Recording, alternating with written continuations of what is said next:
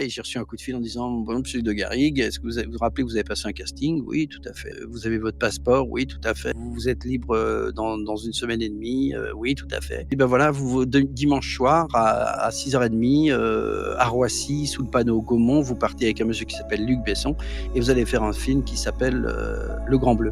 Ta vie va dépendre de la réaction que tu as par rapport à ce qui se passe, mais encore plus loin va être de ce que tu vas inaugurer en toi, ce que tu vas générer en toi.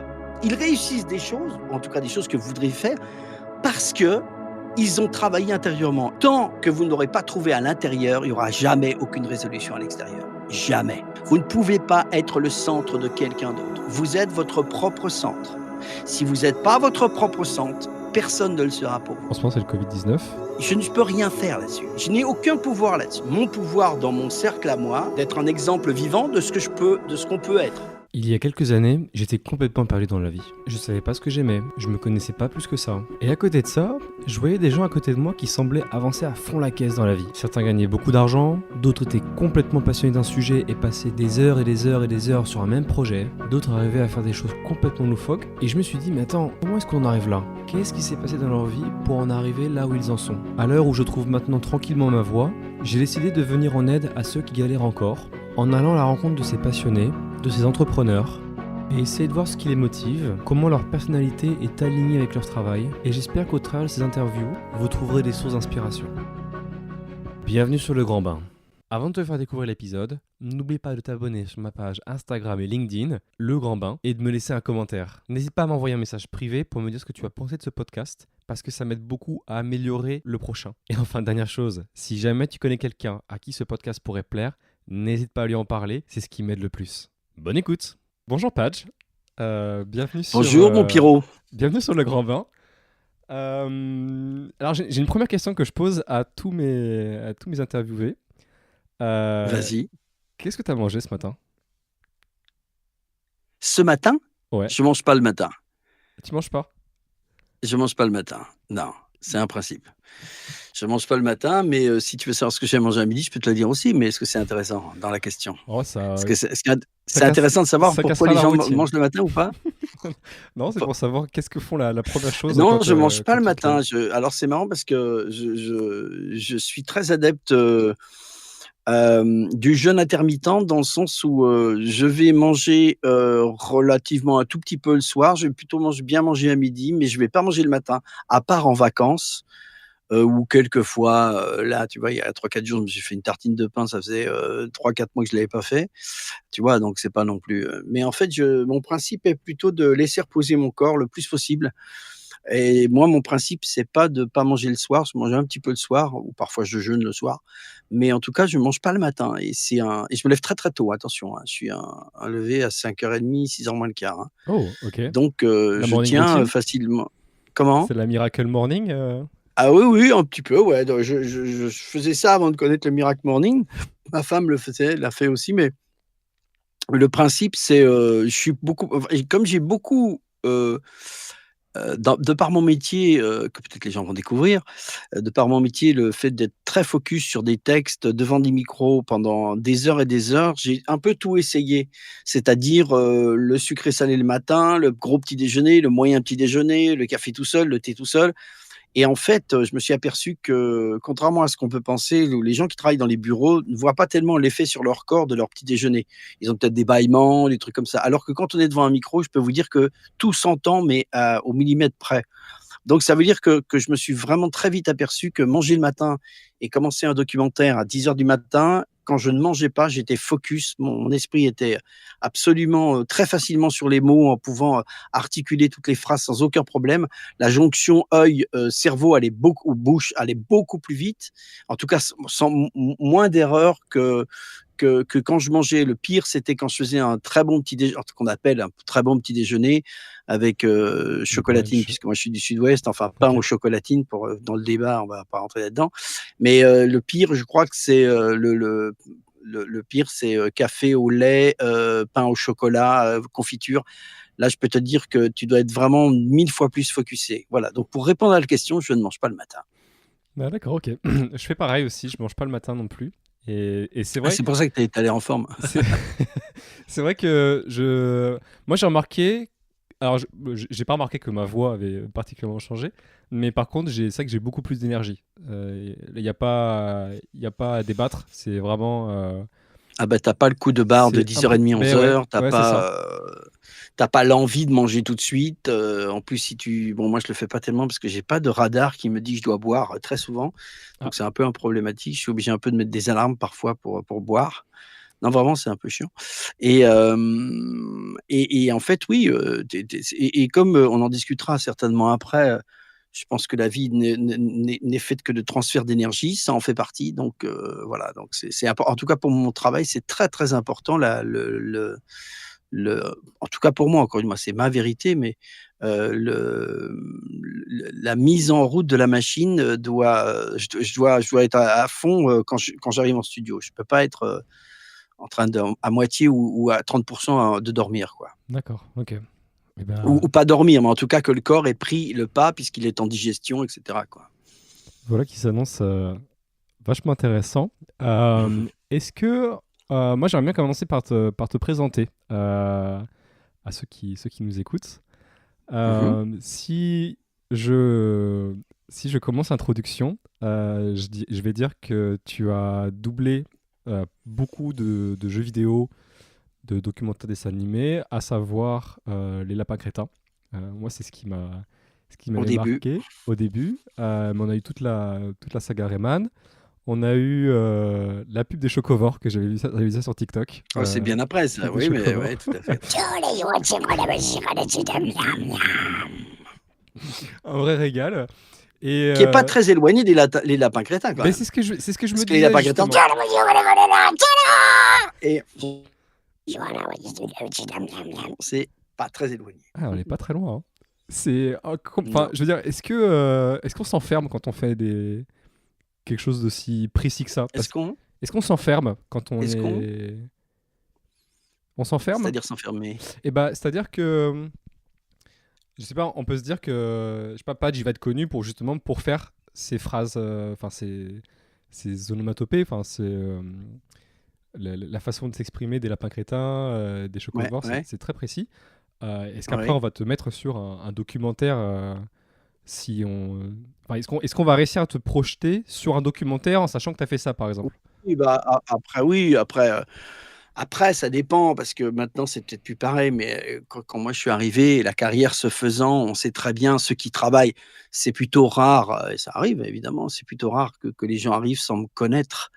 Je vais être choisi par le fait même, tu vois? Ce matin, j'ai fait par exemple une publicité pour du whisky, et donc les gens me connaissaient, et en fait la enfin les gens me connaissaient.